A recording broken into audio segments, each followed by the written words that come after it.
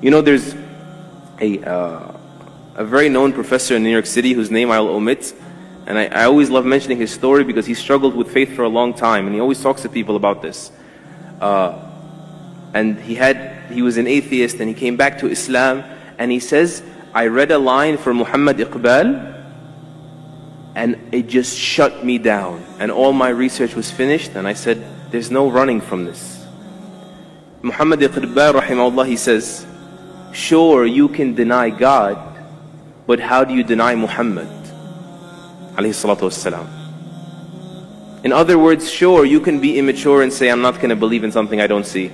Case closed, stop talking to me, right? But how do you deny someone who lived in the flesh here, who God communicated with? How do you deny the reality of Muhammad sallallahu alayhi wasallam? How do you explain that? We need to revisit that.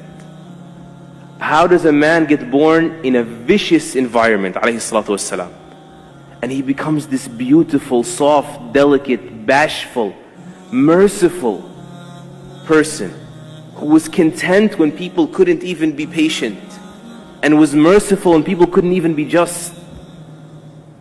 And he was gentle with kittens, and he praised people for taking care of animals. And then on the battlefield, he's on the front lines, and the tough guy is the one that can stand by his side, or the brave person, more respectfully, because these are the Sahaba, right? Al-Bara and Ali, they say the tough one is someone that could come near him. He's on the front lines, alayhi salatu wassalam.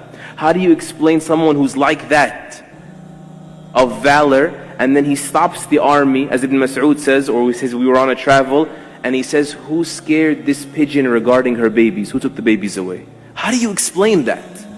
How do you explain the only person in human history that has ever removed racism from society successfully?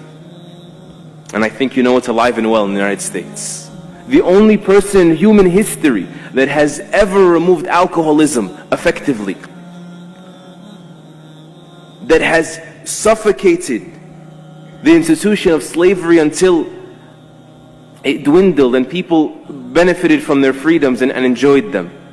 How do you explain that he, alayhi salatu wassalam, becomes the most influential figure in human history? Alayhi salatu wassalam. How do you explain that?